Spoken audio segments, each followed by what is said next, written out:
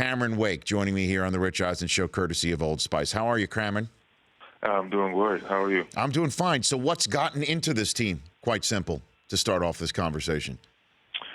Uh, well, it's something that got into us a long time ago. Just fighting and believing, and playing together. Those things are, I think big parts of our success is just playing complementary football. The offense playing with defense playing, on the offense. And that's something, maybe in the first few games wasn't happening, but, we've, been able to do that the past few weeks. And, of course, playing the entire game. Is there a game, a moment where you can point back and say that was the moment where we did start playing as a team or believing or turn the corner? I can't say a specific moment, but, even all the way back at the beginning of the season, we coming out of training camp, fighting in Seattle game. And, we let that one slip through our fingers. But I think guys knew then that, hey, listen, it's going to take a little more. And, we're not far. We're not far off. It wasn't like we had to completely, overhaul the entire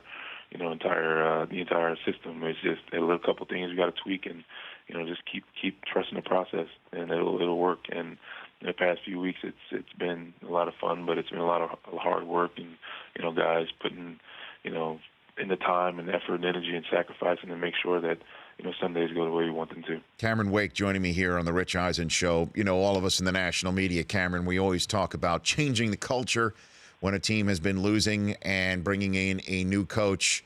Would that be a fair assessment of what Adam Gase has done in Miami?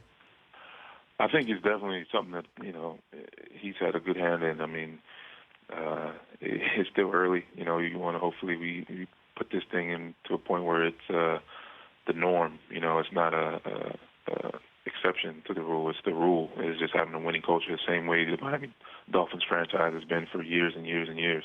A franchise on top. And I think, obviously, with Coach Gase, he's a no-nonsense guy, a guy who, has winning at the top of his priority list, a guy who's passionate about football, and a guy who said, listen, if this is not something that you have as part of your, top priority, then you're not going to be here. And, of course, even back a few weeks ago, he's made some roster changes and moved some guys around, and, he's not afraid to do, what may not be the most popular thing or, may hurt some feelings, but again, this isn't Girl Scouts, this is football. As a man, you got to be able to take, truth and take, the reality of what's going on. And I think he's been a guy to do that. And I think guys trust and respect him for it. Yeah, that was going to be my next question, Cameron, because we all noticed veterans being benched, kids getting these chances. I mean, there was a lot of roster churning and a lot of starters sitting and backups getting opportunities. And I was wondering how that did sink into the locker room. Well, I feel like if you are, truly a guy who wants to win and you're truly, in this for the right reasons, then you wouldn't want anything but that. As a man, you want someone to look you in the eye and tell you the truth, even if it's something that you don't want to, necessarily hear or it may not benefit you. If you're not getting the job done, I'd want to know. So I want somebody to come tell me straight to my face and tell me, hey, listen, you're not doing, your job well enough. Don't tell the media, don't tell another coach to come to my face and tell me. And I have to deal with it however it is, whether it's do more, get better, or if it means I'm being replaced, that's just what it means. And, as a team, that's what I would want for myself or for, another guy who I'm counting on to make the play. If he's not good enough, get him out of there and get somebody else in there who can. And that's the way this game is. Like I said, it's not for holding hands and singing songs and picking flowers. This is about a game of men and the best man playing, no matter, contract or popularity or whatever it may be. We're trying to win. And if, I can have a guy at the top doing that, I can respect him and the decisions he makes and make sure that everything's going to be best for the team as a whole. Well, Cameron, while we're on the subject of respect, I want to ask you, since you're somebody who's been in the NFL for quite some time and had to fight your way into a position and have made a name for yourself based on your play, that we're seeing a lot of chatter between players and then post-game chatter between players and then Twitter chatter between players that just don't seem to want to respect one another, even though their game has the respect of peers.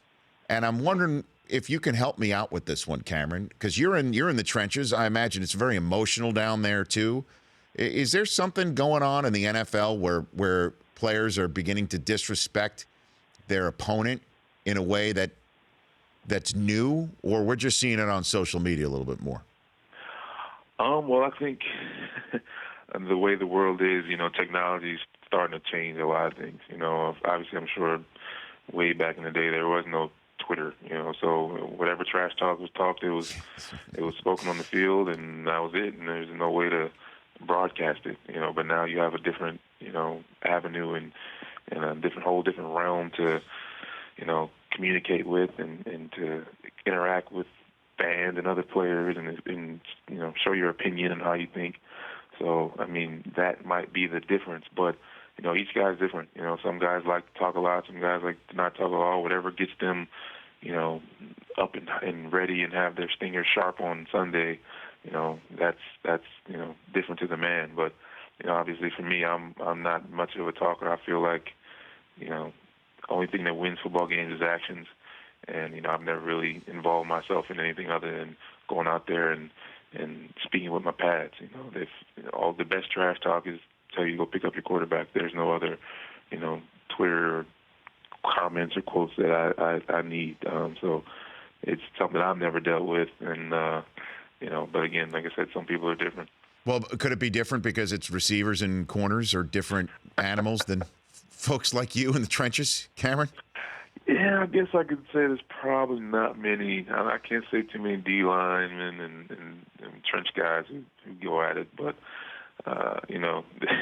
the idea is that we're built a little differently than they are anyway. But again, if it's gonna make you play better on Sunday, then knock yourself out. But again, for me, I'm all about putting my hands on you, and you'll know when my job is done and yours isn't. All right, so then let's give you an opportunity to talk a little bit, not just about Old Spice, which we'll get to in a second, but go ahead and pound the table for the Nittany Lions here, who have an opportunity to maybe get into the Final Four. Well, I mean, come on now. If they're pounding the table for Ohio State and we beat them in the head-to-head, and hopefully, like I said, get my fingers crossed that they go out there and take the Big Ten championship. I mean, how do you make a case otherwise? These guys have earned it. They fought and played hard and done all the things you're supposed to do. And all these.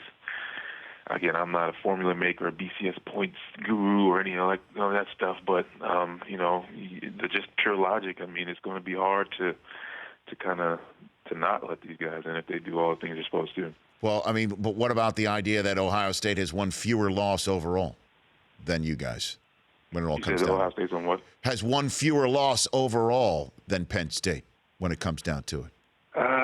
But then again, we beat them head up. In my opinion, that to me trumps a lot of other things. If you just line up the two teams, that's the only way to say, hey, if you apples to apples, a game we played against them, I mean, we won. Mm-hmm. How do you negate that with the formulas and points and all the other stuff? But we beat you straight up. I can't say that you're better than me if I beat you. Okay. And now tell me about Old Spice, Cameron. What do you got? Well, what are you doing with them? Well, I've had a tremendous opportunity being able to pair up with these guys. I mean, of course, you've seen the commercials over the years. And, yes. Of course, I've even used their products long before, the partnership. But being a football player and being in the locker room, I mean, that's a place where I don't know too many places where you can get more dirty and stinky and smelly, coming from the weight room, going back into the meeting rooms, back out to the playing field, and all the things that we kind of gather up. That Old Spice is probably the only product that I can even think of that is up to the task of taking on the stink and the dirt and, making sure that when we step out of the locker room, we're smelling good and feeling good. So being able to pair up with these guys has been great. And, I think anybody who has an opportunity to go out and try their product, the hardest working collection in the business. And, I've definitely enjoyed it. Well, good. So you could say out of all the conversations you've had on this radio/media tour, this one is particularly unforsweatable. Right, Cameron? Out of Definitely. All of them. Okay. Unforsweatable for sure. Okay, good. Hey, I love watching you play. Love what you've become in this league. Thanks for calling in. Please call back. Okay? No problem. You Thanks for got having it. me. You got it. That's Cameron Wake. The Rich Eisen Show, weekdays at noon Eastern on Audience.